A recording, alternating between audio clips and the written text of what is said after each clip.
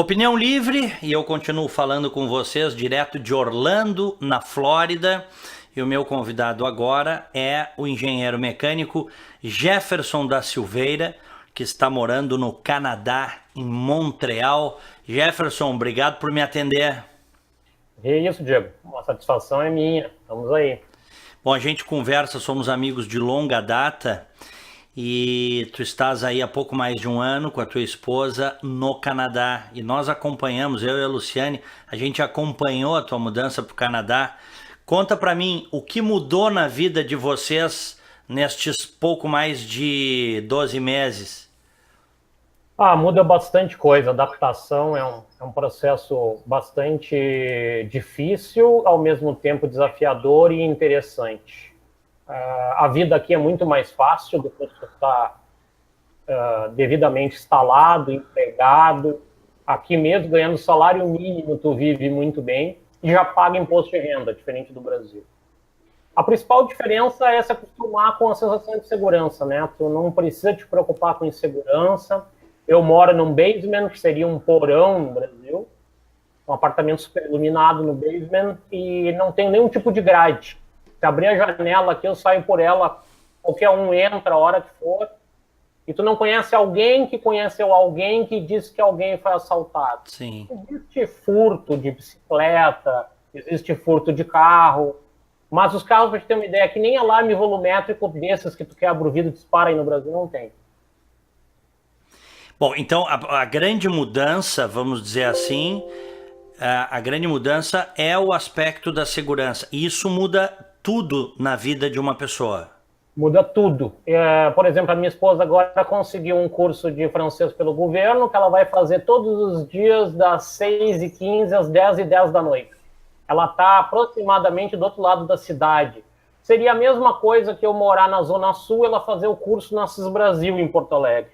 Ela vai pegar metrô e ônibus e nós não temos qualquer preocupação que aconteça alguma coisa, que tenha um risco de acontecer alguma coisa, saindo do curso às 10 da noite.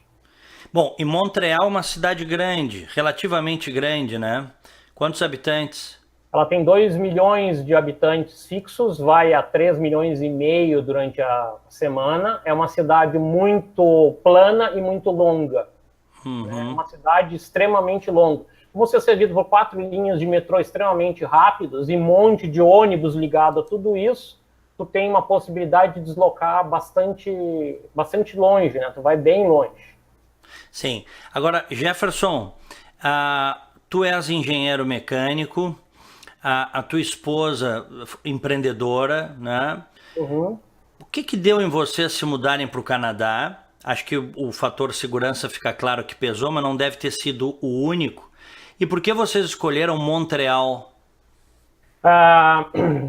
O fator se mudar foi uma coisa que começou porque a gente começou a ver que o Brasil levaria muito tempo para se recuperar economicamente.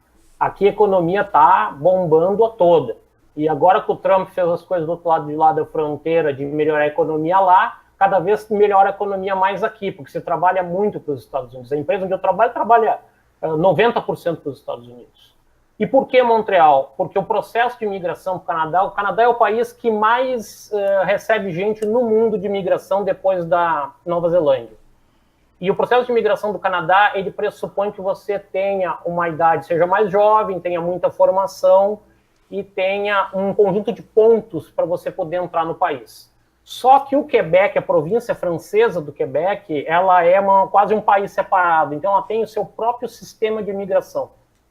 E eles têm um sistema de imigração aqui chamado PEC, que é Programa de Experiência do Quebec, que se tu vem para cá estudar por um período de tempo, pagando do teu bolso todo esse processo, tu podes depois aplicar um pedido de residência permanente, de imigração para o Quebec.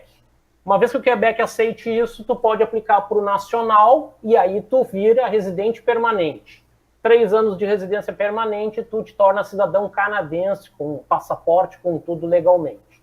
Então eu vim legalmente para cá, minha esposa veio para estudar, nós estamos pagando college para ela, ela vai fazer 1.800 horas de college, ela tem que aprender francês para fazer um teste no final da formação desse curso, E aí, com isso, eu estou na aba dela, eu venho como marido para trabalhar. Posso trabalhar livremente qualquer coisa que eu quiser, que não tenha ordem. Se eu fosse advogado, não poderia trabalhar aqui, porque existe uma OAB aqui. Vocês já estão falando francês? Ela já está falando francês com o pessoal, eu já estou entendendo francês. Quando eu chegava aqui, não entendia nem a mensagem do metrô, agora eu já entendo tudo. Eu falo as pequenas coisas do comércio, de perguntar, responder, comprar e pagar, mas eu estou focando o inglês ainda. Uhum. Perfeito. Tu dissesse numa conversa que a gente fez, numa live que a gente fez no YouTube, tu me dissesse para as pessoas que tem uma dica que tu gostaria de dar, sobretudo para os mais jovens, é estudem inglês. Sem dúvida. Porque isso está te fazendo falta agora, muita falta? Tá fazendo porque isso significa oportunidade de trabalho. Tu vê, eu trabalhei como vendedor, gerente de vendas, trabalhei na Ford Motor Company, no Porto Alegre, né? Não na concessionária, na fábrica. Eu vendia os carros para grandes clientes, como a S Sul, vendia fazer a relação com as concessionárias. Eu não posso trabalhar na minha área e ganhar muito dinheiro porque eu não falo as duas línguas. Aí, passado uns 5, 6 meses, eu descobri que há partes da ilha de Montreal em que se fala somente em inglês, a ponto de a sinalização de rua ser toda em inglês. E nesses lugares eu poderia pegar um emprego. Uma coisa é você ter um inglês para vir fazer alguns turismo, outra coisa é ter um inglês para falar com amigos, outra coisa é ter inglês para trabalhar, e a terceira coisa é tu convencer o teu chefe que tu pode negociar com alguém em inglês, quem dirá em francês, né? Claro. Tu, como cliente, tu comprou coisas aí, comprou automóvel, etc. Tu vai usar o teu inglês, é uma coisa. Agora, para vender para alguém e o dono da concessionária se convencer que tu serve, é um pouco mais difícil. Uhum. Eu tomei uma surpresa muito grande quando eu fui trabalhar nessa metalúrgica por duas coisas muito importantes. Aqui se valoriza muito uma palavra chamada achievement.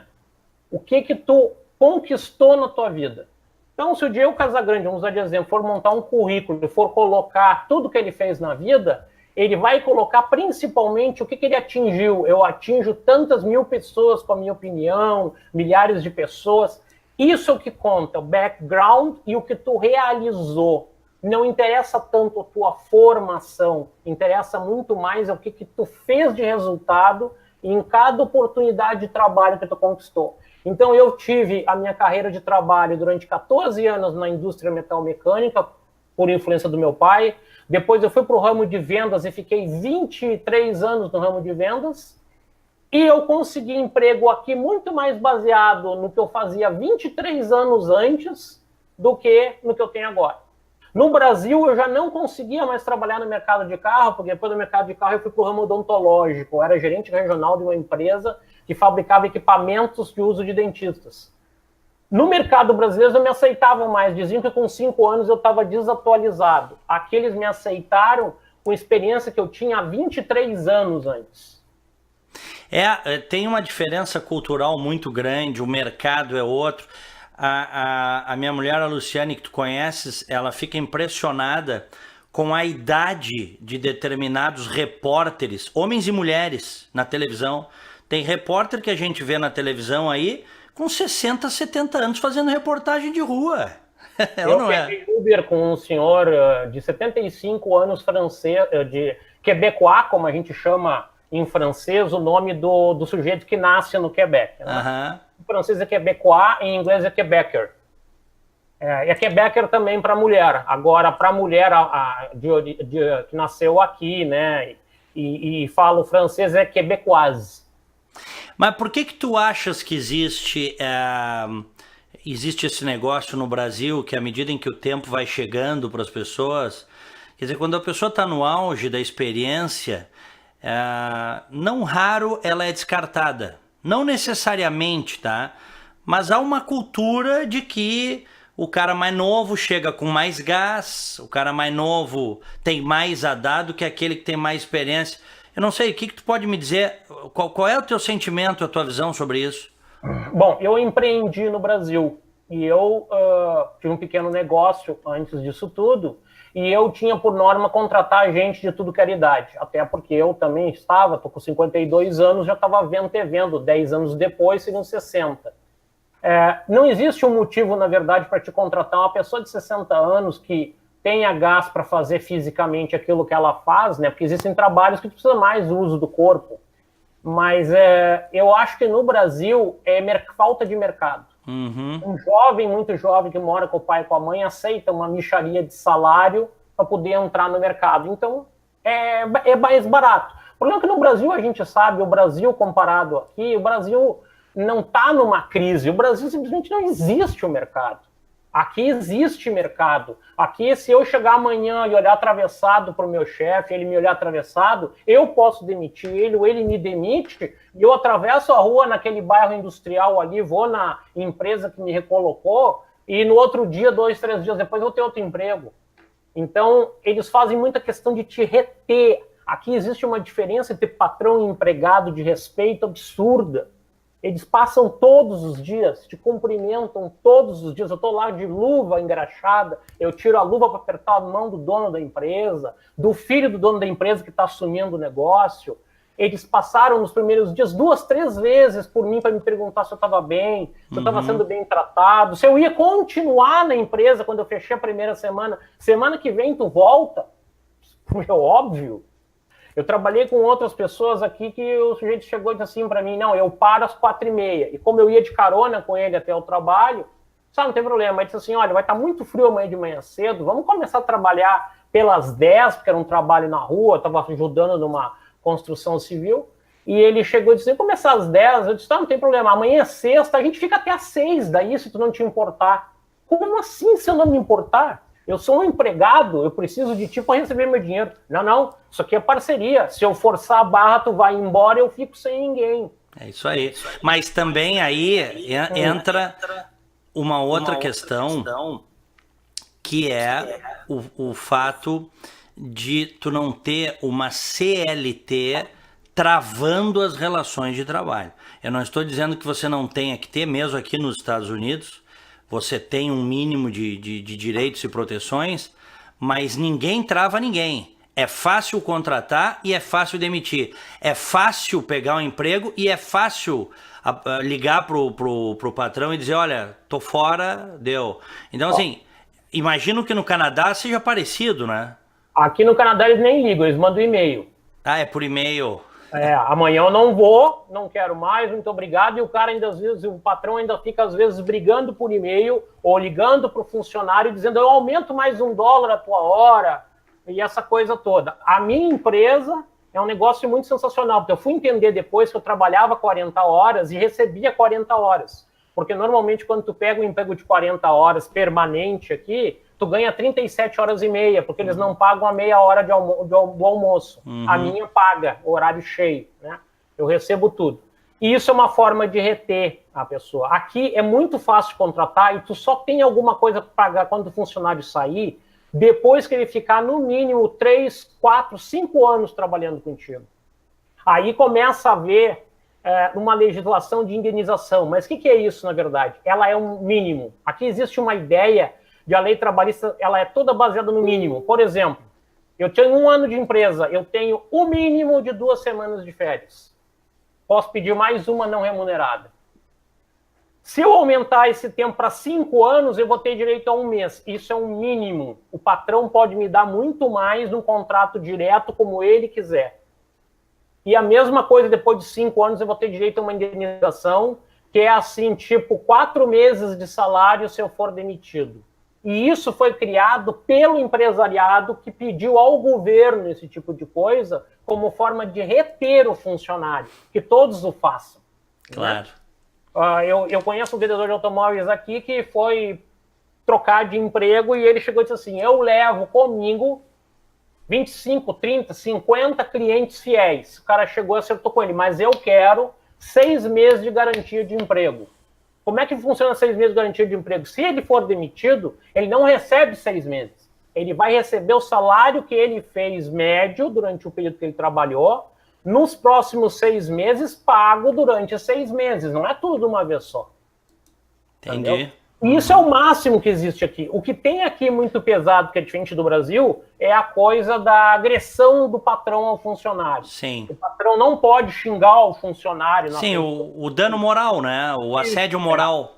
Isso é muito pesado aqui, Sim. e todo gerente supervisor faz curso, vem gente do governo na tua empresa e dá curso para o teu supervisor, para o teu gerente. E sabe como é que o empresário paga por esse curso? Nada.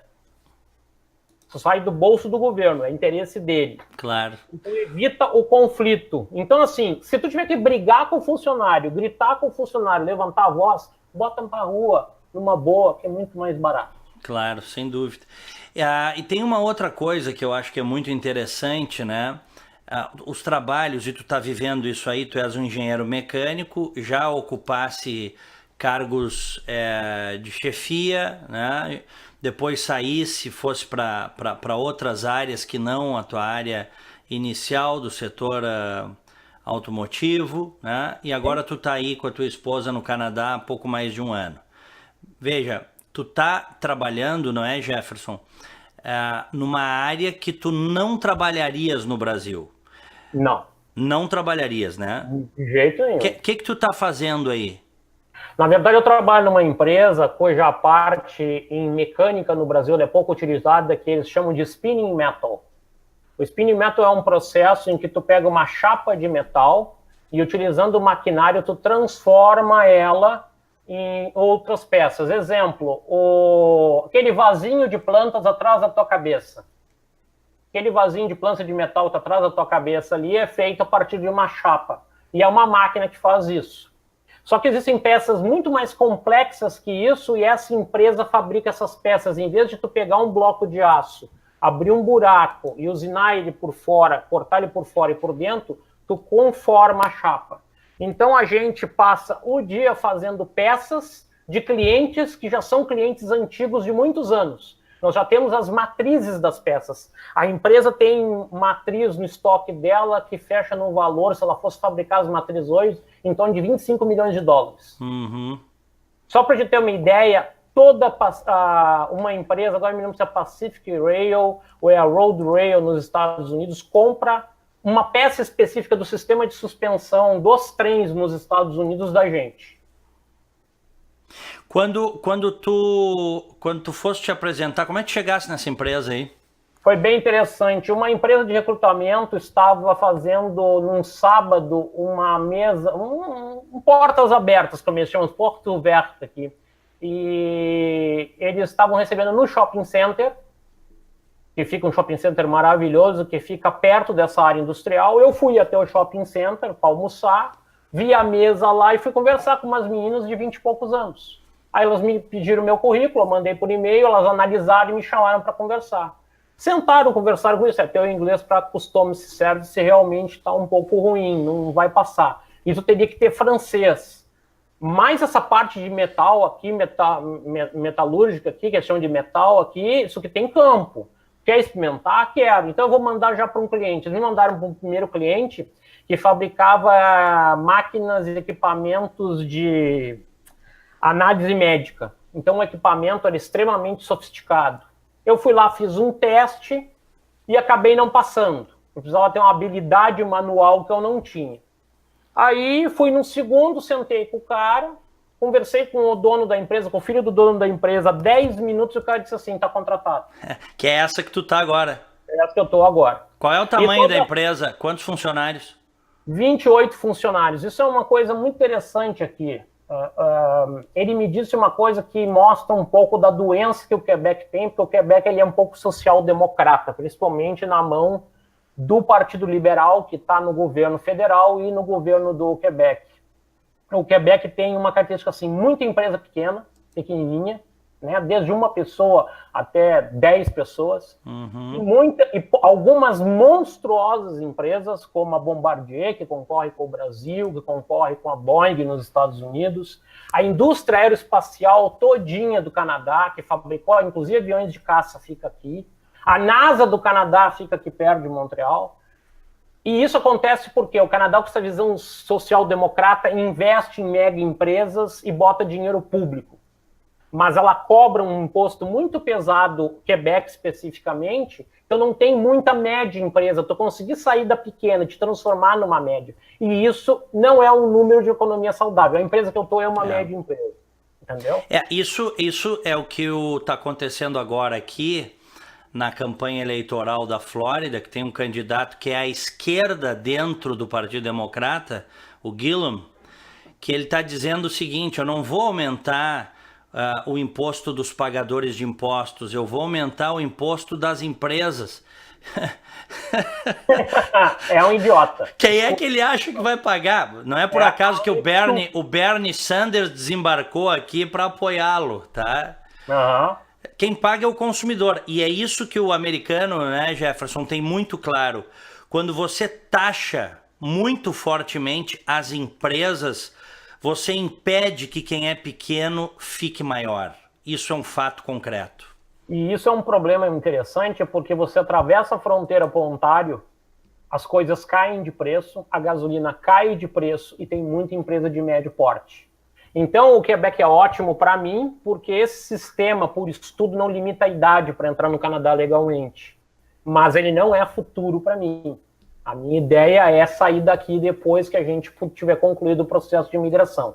Aqui, todo mundo que está fazendo processo de imigração está correndo atrás de uma única coisa: a residência permanente. Uhum. Não tem vida, tu tá atrás depois da residência permanente, eu vou ganhar todos os benefícios que os impostos dão. Como, por exemplo, pagar um curso de college, de formação em tecnologia, que eu vou pagar 1/3 do valor normal e ainda vou ganhar um salário do governo para estudar. Entendeu? Claro. Só que essas coisas que são muito bem vistas pela população, que são esses, eu diria, não é que nem o Bolsa Família, que aquilo lá é dar esmola. É um pouco mais que isso. As pessoas valorizam aqui por comodidade, mas a gente sabe que a longo prazo não traz resultado. Claro. O que traz resultado é você investir em primeiro e segundo grau aqui, que é tudo público, e existe o privado, e o privado é caro porque tem uma qualidade melhor, mas o público não é ruim. Né? Tu pode vir aqui a Montreal, botar tua filha para estudar numa high school pública, sem problema nenhum, ou colocar ela no Colégio Notre Dame. O Colégio Notre Dame tem um time de futebol americano que desbanca os times de futebol americano no esporte universitário. Aí, se tua filha tivesse nascido aqui, teus filhos, tu colocaria $50 numa conta do governo, e quando eles chegassem à idade para a universidade, eles iriam para McGill, que tem o nível de Harvard, e tu não ia tirar um centavo do bolso. Uhum. Porque para cada $50 que tu coloca, o governo bota mais 1/3. Tu já tem toda a composição de dinheiro para pagar. E essa conta ela é fechada, os ações, usam vários títulos, é um banco privado que faz, o governo não toca no dinheiro, e tu não pode tocar no dinheiro. Quem pode tocar é a tua filha quando ela ganhar o aceite de uma McGill, de Concordia, e assim por diante. Então as faculdades aqui são monstruosas, o negócio é muito avançado.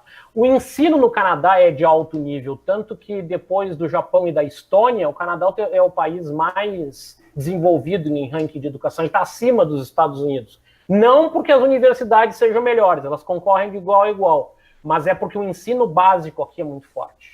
E os Estados Unidos têm ilhas de excelência, mas é um país de mais de 300 milhões de habitantes, então a média, naturalmente, num país muito grande, ela cai, né? É que não dá para comparar, porque os Estados Unidos têm uma economia 12 vezes maior que a do Canadá. O Canadá consegue, com 55 milhões de pessoas, ter um PIB maior que o do Brasil, num país que não tem a riqueza natural que o Brasil tem. Então, quando tu olha as pessoas trabalhando, fazendo coisa, enfrentando o inverno aqui, que é bem complicado, é trabalhoso, ele não é terrível como as pessoas pensam aí no Brasil, mas ele é trabalhoso. E tu compara com os Estados Unidos, que também na faixa norte pegam o inverno. Tu aí tá no Caribe, né? A Flórida não é exatamente Estados Unidos, né? Porque o norte da Flórida também neva, lá norte, bem norte da Flórida, a fronteira lá com a Geórgia, com os outros estados.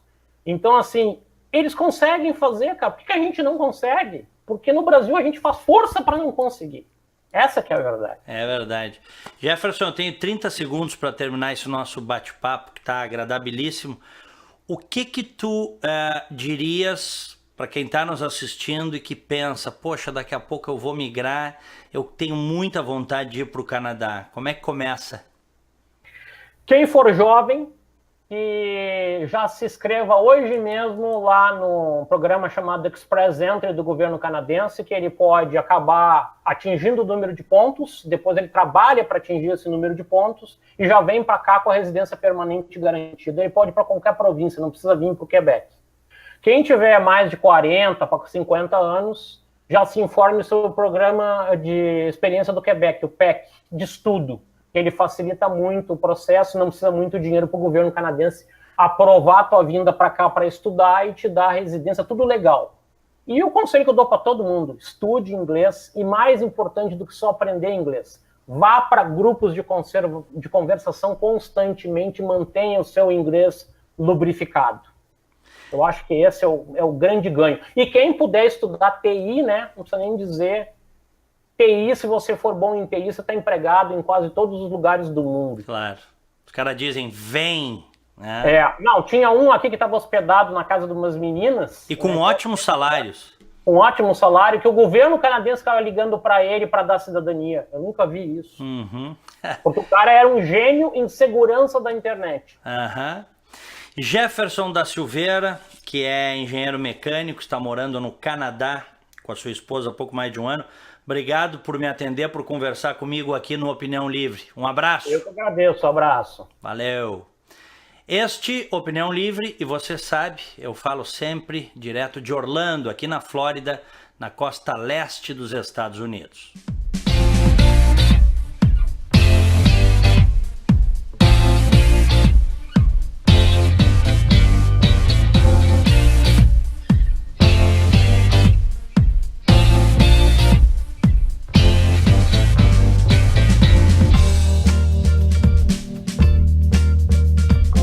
Sistema Fê-Comércio RS apresenta a energia que circula, o clima que vira, a força que rola, o aperto que passa, a ideia que troca, a gente que toca, o desejo que anda, o tanto que gera, a vida que gira. Sistema Fê-Comércio RS. Com você, a gente faz a economia girar. Com você, a gente faz a vida se movimentar. A sua empresa tem entre 2 e 29 pessoas? Contrate um plano Unimed Porto Alegre. Conte com carência zero para consultas e exames simples, além de 10% de desconto nos 6 primeiros meses. Aproveite e proteja o que é mais importante no seu negócio. Ligue 0800 510 4646 ou acesse www.unimedpoa.com.br/PME. Unimed, cuidar de você. Esse é o plano. Ser gaúcho é preservar as tradições, é valorizar a educação e acreditar que um futuro melhor nasce nas páginas de um livro. É nossa tradição trabalhar duro, temos orgulho do suor que escorre do rosto. Ele reconforta a alma e sedimenta uma vida digna. É nossa tradição valorizar o passado para desenvolver o futuro. CMPC Celulose Rio Grandense. Desenvolvimento é a nossa tradição.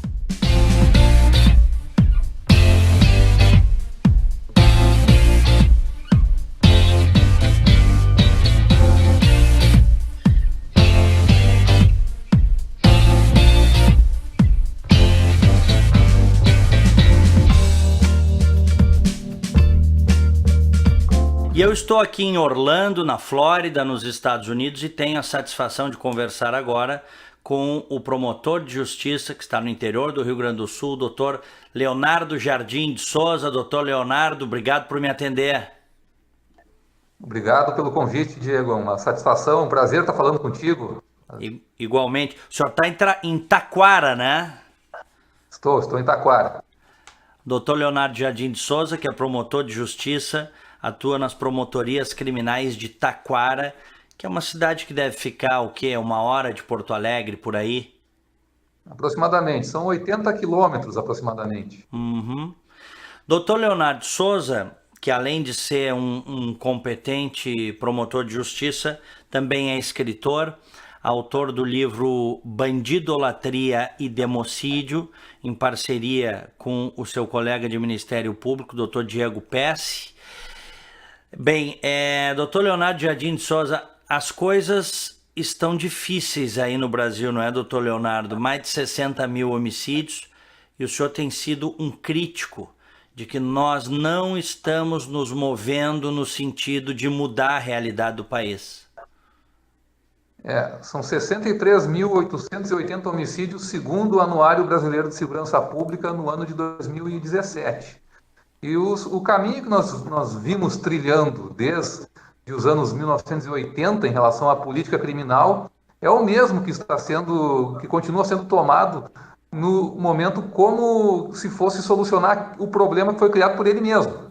Então, é evidente que nós precisamos, em algum momento, nos dar conta disso e rever a política criminal que tem sido adotada pelo Estado brasileiro como um todo. No seu livro Bandidolatria e Democídio, que por sinal vai para a segunda edição agora, né? Foi um sucesso, né? Nós já temos a segunda edição praticamente esgotada. Então vai para a terceira edição. Pensando na terceira. Oh, que beleza, que maravilha. Bem, nesse livro o senhor fala das responsabilidades, né, também do Estado brasileiro em permitir o aniquilamento, né, a mortandade dos seus próprios cidadãos. Isso é o democídio. A palavra democídio, ela significa exatamente o extermínio de um povo, de pessoas do povo, de indivíduos do povo, por responsabilidade direta do governo. E o governo brasileiro, né, o Estado brasileiro, tem sido, se não negligente, se não cúmplice, ao menos negligente, de uma maneira depravada em relação ao destino da vida dos seus concidadãos. Pois é, mas como é que nós vamos mudar essa situação? Porque o Estado, o governo, em boa parte, também é reflexo dos cidadãos. O cidadão, na verdade, ele não sabe de onde é que está vindo a paulada, né? Ele ouve muitos debates de especialistas em segurança pública e, via de regra, esses especialistas eles são pessoas que estão comprometidas com alguma vertente ideológica. Então, o que acontece é que as pessoas não estão sabendo exatamente as razões, as raízes profundas do nosso colapso, né, em termos de segurança pública. É preciso, em primeiro lugar, modificar a mentalidade que está sendo propagada por essas pessoas, a fim de que, através de uma informação mais isenta, a população brasileira ela consiga se conscientizar ou tomar conhecimento, tomar pé exatamente do que é necessário fazer para romper com esse ciclo. O senhor já viu o que tem de sociólogo e antropólogo dando uma de especialista em segurança pública? É impressionante, né? Eles são sociólogos. E nós vivemos hoje uma ditadura de sociólogos e antropólogos no Brasil. Eles acabam cumprindo aquilo que é dito pelo Thomas Sowell no livro Os Intelectuais e a Sociedade. São pessoas que têm uma área restrita de conhecimento e que, com base nessa sua expertise, eles se acreditam capazes de opinar em outras áreas das quais eles não entendem absolutamente nada ou muito pouco. Não, e artistas da Globo e artistas de toda ordem, quer dizer, os caras, eles são verdadeiras... Estou citando artistas da Globo, mas eu estou dizendo, não que não possa opinar, numa sociedade livre, qualquer um pode opinar, mas daí certas opiniões virarem verdades absolutas, eles são verdadeiras metralhadoras giratórias opinando sobre tudo o que desconhecem.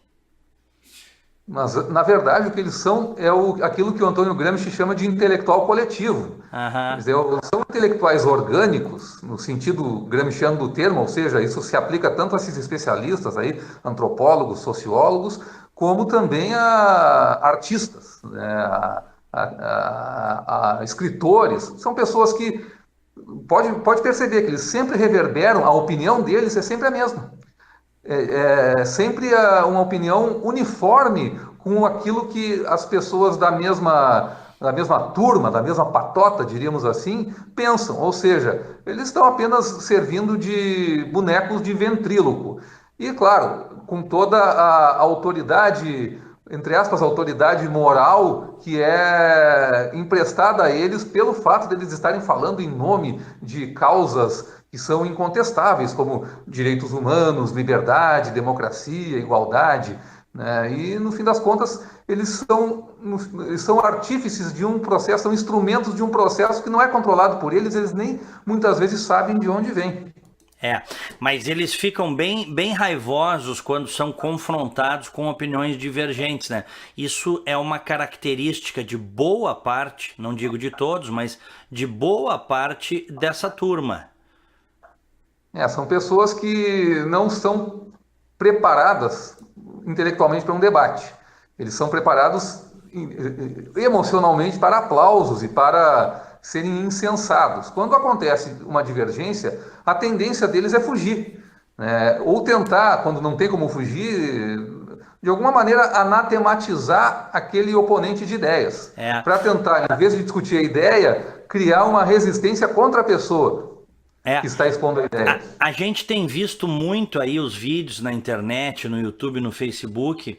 Você tem uma plateia de 200 pessoas com pensamento de esquerda dentro de uma universidade, por exemplo. Vai um sujeito lá e leva alguma opinião ou liberal ou conservadora, buga o sistema. Aquela plateia se torna histérica, não consegue aceitar. A gente está vendo isso nos vídeos. E na sua área da segurança pública, que o senhor trata disso, atua na promotoria criminal, luta para que a gente tenha leis que sejam leis a favor do cidadão e não do bandido. A gente vê isso quando se tenta mudar a lei no Congresso Nacional, né? Os parlamentares de esquerda, e tem algumas pessoas aí, algumas senhoras inclusive, enfim, parlamentares, que entram em surto psicótico, o verdadeiro ataque de nervos, né? Como se o mundo fosse acabar a partir daquilo. Eu estou colocando isso, doutor Leonardo, porque se configura que é difícil mudar a legislação, mas nós vamos ter que encarar isso. Sem dúvida alguma. O que acontece é que existe já uma certa subserviência do sistema todo, né? E aí eu incluo... Quem é que faz a política criminal no Brasil? É o Executivo, o Legislativo e o Judiciário, todos eles de uma maneira sincronizada. E já existe uma hegemonia dessa mentalidade, que é a mentalidade revolucionária, né? Que usa o Estado democrático de direito, a Constituição, o Estado constitucional de direito, para atingir objetivos que são políticos. E nesse diapasão, o que menos importa é a realidade, são os resultados práticos que vão ocorrer de acordo com a adoção da política criminal. Então, se transforma o debate em pura ideologia, em pura propaganda, de modo a anular o debate racional, de modo a anular realmente a confrontação dialética e saudável de ideias.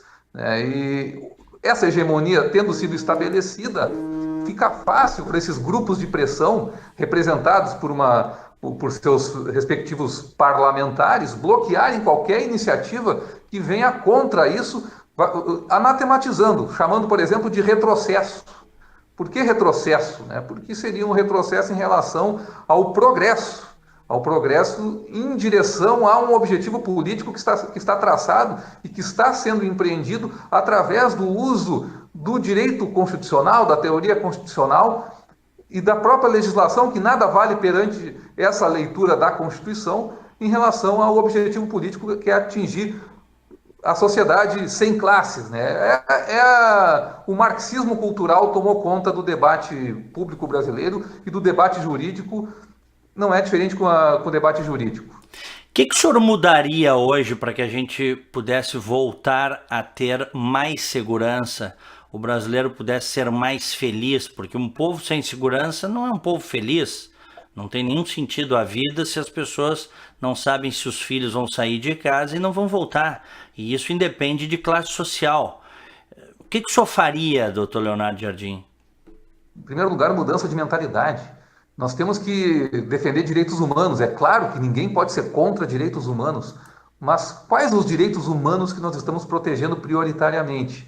Aquelas pessoas que pretendem viver bem, viver em paz, trabalhar, viver sua vida, ou daqueles ativistas políticos e daqueles que são instrumento deles, que são, normalmente, muitas vezes os criminosos são instrumentos desses ativistas políticos, e que são usados como salvaguarda para que eles cometam crimes e permaneçam impunes e as pessoas de bem acabam ficando como reféns. Nós temos que mudar, em primeiro lugar, a mentalidade para mudar a política criminal, porque a política criminal brasileira ela é informada por essa mentalidade. Como é que é a questão da política criminal no Brasil?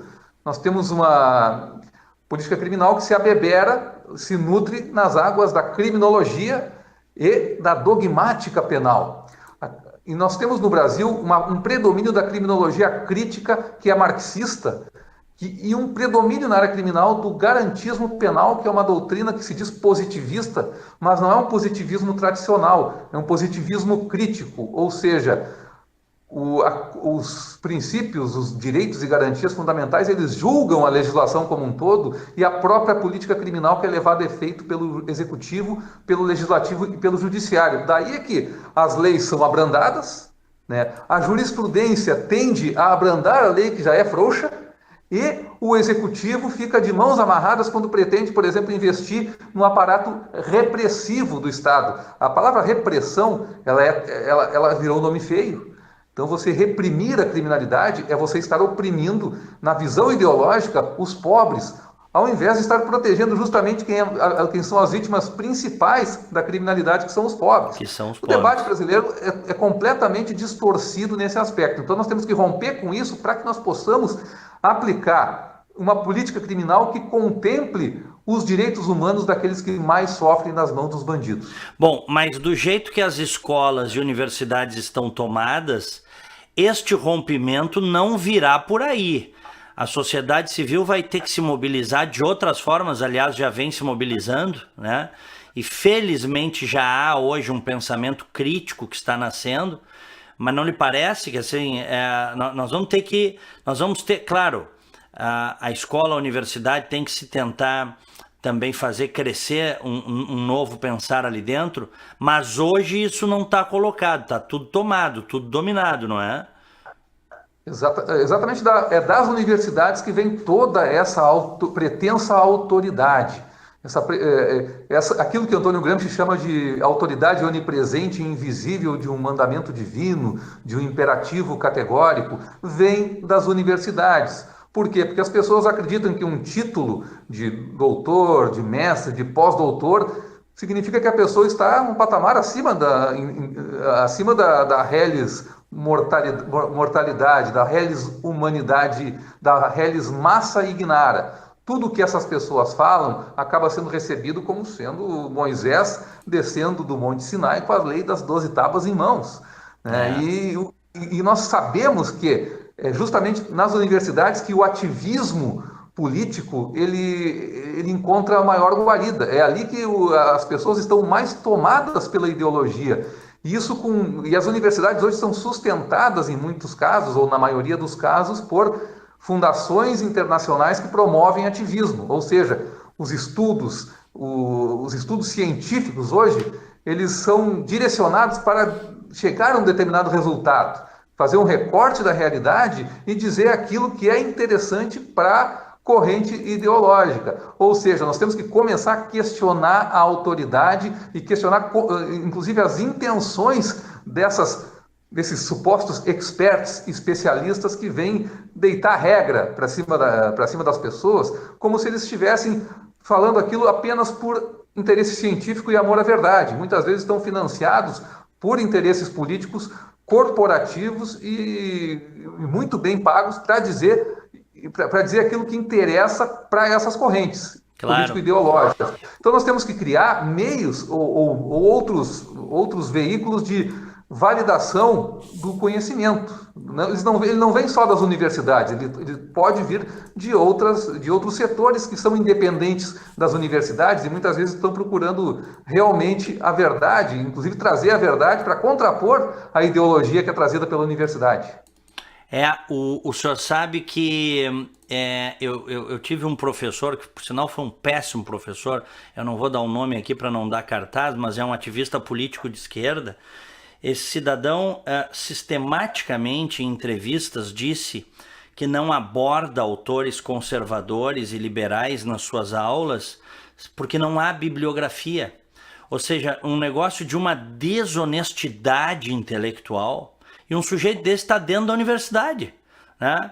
Acho que deve estar, sabe-se lá por quê, porque era um péssimo professor, mas desonestidade intelectual pura. Eu podia dar uma lista, aqui o senhor podia dar uma lista de 20 autores básicos, assim, do básico do conservadorismo, do liberalismo. Então, quer dizer, eles manipulam a realidade, assim como agora estão manipulando, e aí nós vamos voltar para a sua área de atuação, que é o direito criminal, estão manipulando a questão dos presídios, dizendo que no Brasil se prende pouco, ou melhor, que se prende muito, que o Brasil é campeão mundial de prisões, quando na verdade se prende pouco, que é o que o senhor sempre insiste nas suas falas. Explique para mim, doutor Leonardo Jardim. Essa é uma agenda prioritária, né, que é trazida a partir justamente dos grupos de pressão que são financiados por fundações internacionais, que é a agenda do desencarceramento. Eles dizem que o Brasil prende demais, porque a população carcerária brasileira era a quarta, agora é a terceira maior do mundo. Primeiro que eles trazem dados que são totalmente inconfiáveis. Já entrevistaste aqui o Bruno Kartes, o colega Bruno Kartes, que é, para mim, hoje a maior autoridade no Brasil em relação a esse assunto. Tem muita propriedade para falar. E o que ele nos mostra? Que os números são inflados. E são inflados de uma maneira proposital para justificar a soltura de presos. Estão cumprindo uma coisa chamada Agenda Nacional pelo Desencarceramento. A primeira exigência dessa Agenda Nacional pelo Desencarceramento é a suspensão imediata de qualquer investimento em novas unidades prisionais ou de internação de adolescentes. Ou seja, ao mesmo tempo em que eles denunciam a superlotação, eles também se constituem um grupo de pressão que impede o investimento no sistema penitenciário. Ou seja, isso busca algum tipo de objetivo. Qual é o objetivo? É liberar geral, fazer com que a pena de prisão seja vista como algo ruim e algo que atrapalha a sociedade. O Brasil não tem, proporcionalmente, nem a terceira e nem a quarta maior população carcerária do mundo. Ele tem, segundo o número de presos para cada 100 mil habitantes, ele está em 33º lugar por aí. É natural que o Brasil tenha a terceira, a quarta, a quinta população carcerária do mundo em termos absolutos, porque o Brasil é a quinta maior população do mundo. Não há nenhum problema em relação a isso aí. E se nós considerarmos o nível de criminalidade do Brasil e comparar com outros países com população idêntica do Brasil, o Brasil deveria ser a maior população carcerária do mundo. A maior população carcerária do mundo é a população americana, é a população carcerária dos Estados Unidos, onde, exatamente por conta dessa política de tolerância zero com o crime, eles conseguiram vencer um estado de coisas degenerado que havia nos Estados Unidos em termos de criminalidade, sobretudo em Nova York. E hoje, justamente por adotar essa política, eles têm uma punição efetiva que inibe os criminosos de cometer crime, coisa que não acontece no Brasil. O que acontece no Brasil é o contrário, é uma espécie de política criminal que incentiva o delinquente, porque ele sabe que vai custar muito pouco, vai sair muito barato para ele cometer o crime. Primeiro porque ele vai ser raramente descoberto. Os homicídios no Brasil, segundo a estatística da Estratégia Nacional de Segurança Pública, eles não têm nível de elucidação maior do que 8%, ou seja, 92% dos homicídios, quem dirá os crimes menos graves que homicídios, eles não têm sequer a autoria esclarecida. Isso dá 92% de impunidade. É claro que isso aí faz com que o índice de homicídios exploda no Brasil. Assim como nós pegarmos os roubos no Brasil, que praticamente não se investiga roubo no Brasil, o roubo é o assalto, não é o furto, né, Diego? É a subtração de patrimônio alheio mediante violência ou grave ameaça à pessoa. Sim. O caso clássico é um assalto, a mão armada num semáforo. Nesse caso aí, se você não prender o indivíduo, o assaltante, em flagrante, não vai ter sequer investigação, não vai ter como descobrir mais nada. É raríssima a investigação de um roubo que não decorra de um flagrante. É por isso que no estado do Rio de Janeiro, a estatística que existe lá que deve espelhar a realidade nacional como um todo, é que a cada 53 assaltos como esse, apenas um é esclarecido. tem autoria esclarecida, ou seja, menos de 2% dos assaltos tem a autoria esclarecida. Para o sujeito ser denunciado pelo Ministério Público, processado e no final condenado e no final ainda cumprir pena, aí o caminho é muito longo. Isso, o que é isso? É um incentivo à criminalidade. O assalto que eu sofri com meu filho no ano passado, aí em Porto Alegre, aí no Brasil, os policiais disseram para nós, não, essa gangue aqui, essa quadrilha é conhecida aqui no bairro. Já foram presos várias vezes. E aí que é um negócio de louco, eu acho que o Rio Grande do Sul é até pior, porque mesmo no flagrante, rapidinho os caras voltam para a rua, doutor Leonardo Jardim. Exatamente. Existe hoje por conta dessa Agenda Nacional do Desencarceramento, o CNJ, o Conselho Nacional de Justiça, através do ministro Ricardo Lewandowski, ele estabeleceu vários mecanismos para liberar, criar vagas nos presídios. Como é que se cria vagas nos presídios? Não é construindo presídios, é soltando quem está preso. Essa é a política do Brasil. E aí, um dos instrumentos que foi criado pelo ministro Lewandowski, é claro que não ele, mas através da ideologia ou da agenda a que ele está servindo ou obedecendo, é a audiência de custódia. Ou seja, o sujeito é preso, imediatamente ele é levado à presença de um juiz e de um promotor. Ele não pode confessar o crime, não vale como prova aquilo ali, ele não pode falar nada a respeito do fato. Para que serve isso aí? Para que ele diga ali se ele foi agredido pela polícia ou não. Ou seja, é algo para tentar inibir a atuação policial e soltar o sujeito se o juiz entender naquele momento, logo em seguida ao crime, que não há a presença dos requisitos da prisão preventiva, né? Ou seja, é mais um instrumento para evitar a punição, para evitar o encarceramento do criminoso.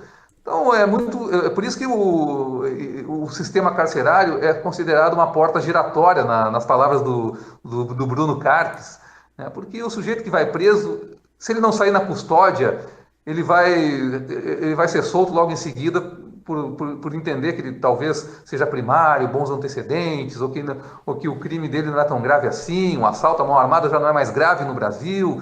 E se ele for condenado num assalto à mão armada, a pena prevista para o sujeito que não tem reincidência é regime semiaberto, né? Aquela progressão de regime com 1/6 da pena cumprida, que é algo que não tem paralelo em todo o planeta. É um incentivo à criminalidade, né? O sujeito ser preso já é muito difícil, ele ser condenado e ficar preso algum tempo é muito difícil, é quase impossível.